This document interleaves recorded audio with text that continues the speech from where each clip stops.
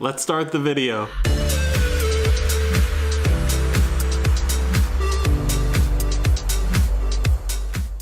Damn, I feel like this camera's close. Like like that distance from this thumb to that pinky, that's how far I have until the lens. All right, is what they're doing now. Was it hard for me to go vegan? I'm asked this question a lot.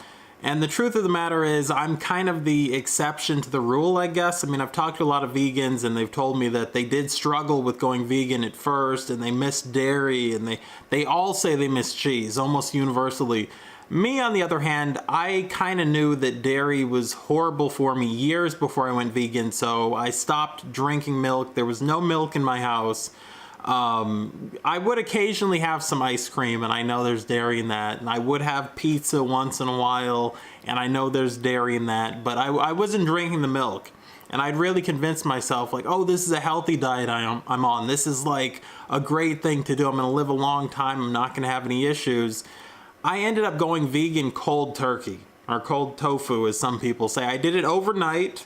I didn't really think about it, and I wasn't prepared for it.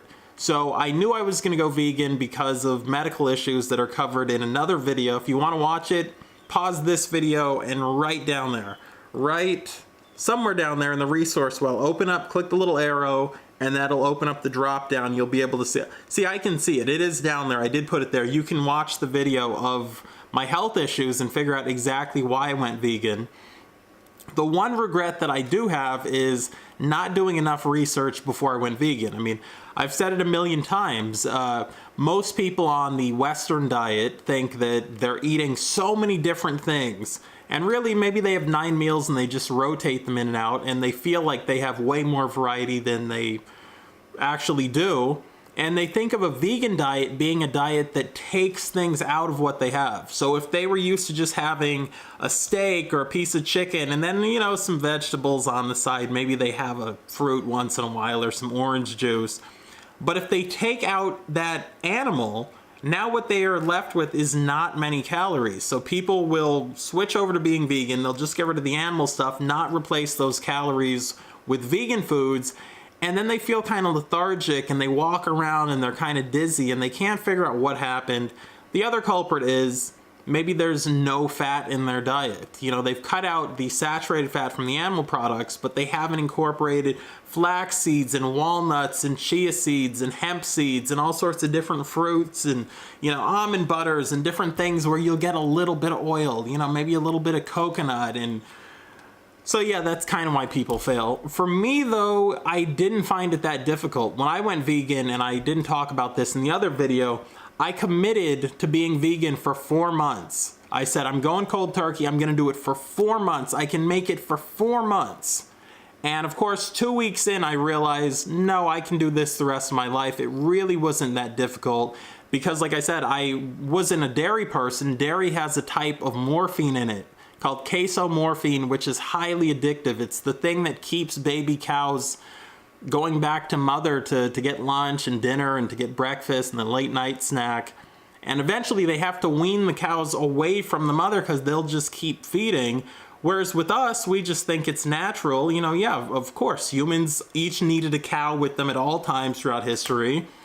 And we've just kind of followed suit. It's tradition, it's what you have to do, it's nature's perfect food and all of this stuff. Unfortunately, your body recognizes it as a foreign invader. It's high in saturated fat. It's very low in nutrition.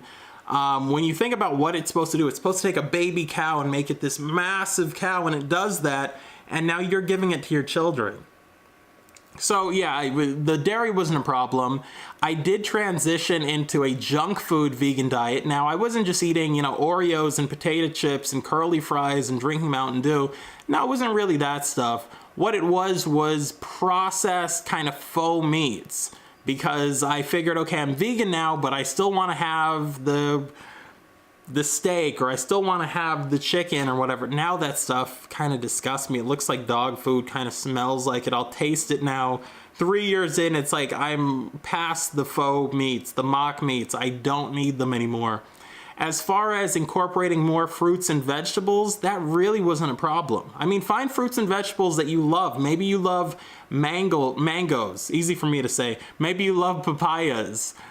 Maybe there's things out there that you really love and you don't have to incorporate fruits and vegetables that you don't enjoy. And remember, there's more than one type of apple. So maybe if you didn't like one apple, try another type of apple, and eventually you'll figure out something that you like. I wish I could be one of those people to tell everyone out there, like, I struggled more, so like we could bond and we could have that journey and we could be like, oh, you too, I'm going through the same thing. Not really. I think my bigger struggle is just once in a while, you know, I don't fall off the wagon ever and go back to eating animal products, but I do fall off the wagon and go back to eating kind of processed vegan junk food. Oreos once in a while dipped in the soy milk. I mean, come on. Can a young man have a little something to hold on to? I have that once in a while.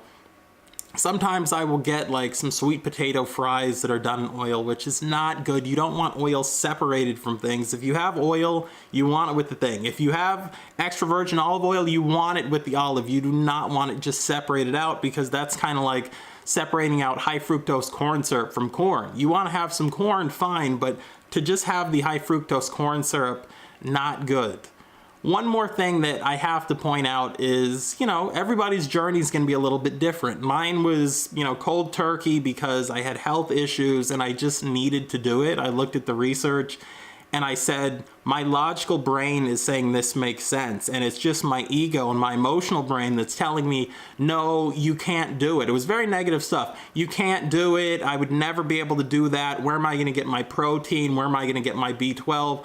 All of these questions will be or have been answered on this channel. Anyway, we're gonna get out. If you like the format of this video, no editing, one shot, please let me know down below in the comment section. Don't forget to follow me on Instagram, Facebook, and Twitter at VeganMetro, and I will catch you girls, you guys, and everyone else out there.